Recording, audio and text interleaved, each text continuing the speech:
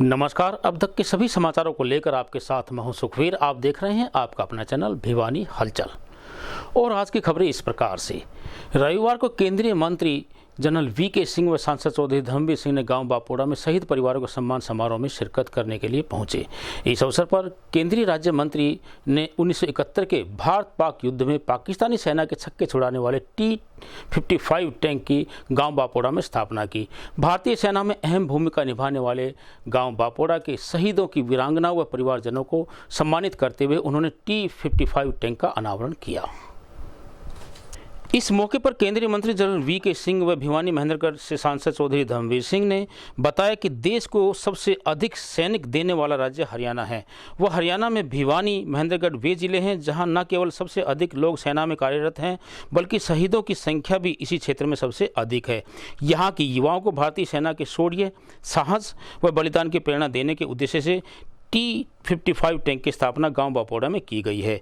इस मौके पर केंद्रीय सड़क परिवहन राज्य मंत्री ने यह भी बताया कि देश में सड़कों का जाल बिछाने के लिए राष्ट्रीय स्तर पर कार्य किया जा रहा है। इसके तहत भिवानी जिला के सिवानी से गोहाना, अंबाला से नारनौल, भटिंडा, सिरसा से गुजरात पोर्ट तक राष्ट्रीय राजमार्गों का निर्माण किया जा रहा है ताकि सड़कों के जाल बिछाने का लाभ देश की आर्थिक उन्नति के रूप में मिल सके।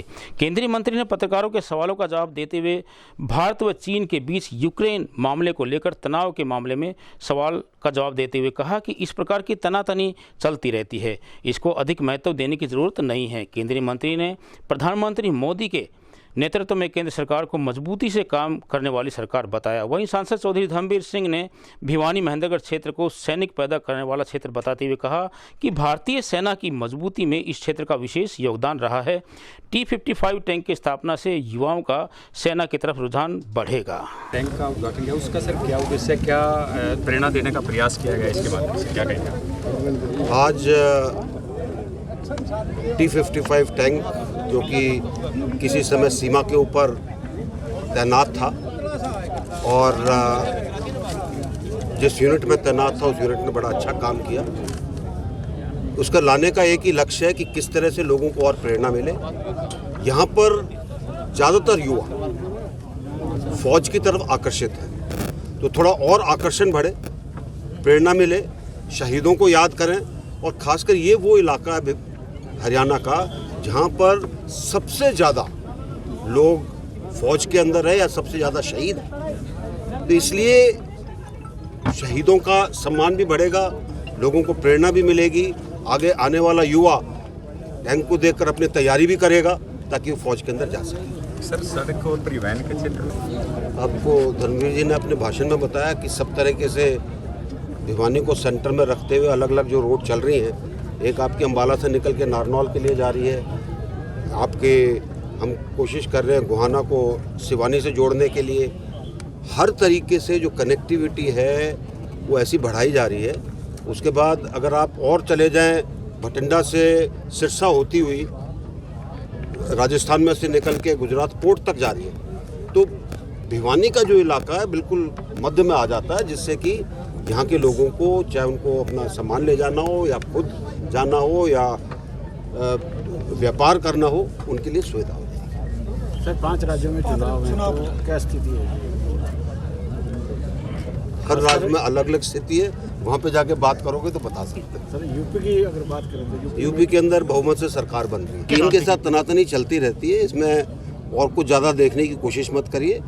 सबसे बड़ी चीज़ ये देखिए कि पिछले 2 साल में जिस प्रकार से इस समस्या को देखा गया है केंद्र की तरफ से और एक मजबूत सरकार जो मोदी जी के नीचे है उसकी तरफ से, वो एक ऐसा संदेश है जिसको पूरे विश्व ने सराहा है। जैसा कि जनरल साहब ने बताया, देश की रक्षा और सुरक्षा सबसे पहला काम होता है किसी भी देश के लिए। अगर कहीं रक्षा और सुरक्षा में कमी रहेगी तो उसका खामियाजा हम तो हजारों साल भुगत चुके हैं, खासकर पश्चिम देशों के आक्रमण की वजह से। और ये इलाका खासकर बापोड़ा, भिवानी जिला, दादरी और महेंद्रगढ़, ये जो लोकसभा क्षेत्र है, यहाँ तो पैदा होती है फौज, सिपाही से लेकर जनरल तक और सभी फोर्सेज में। और क्योंकि देश की रक्षा करना सबसे बड़ी जिम्मेवारी है, और वो भी पैदा होता है किसान के घर में।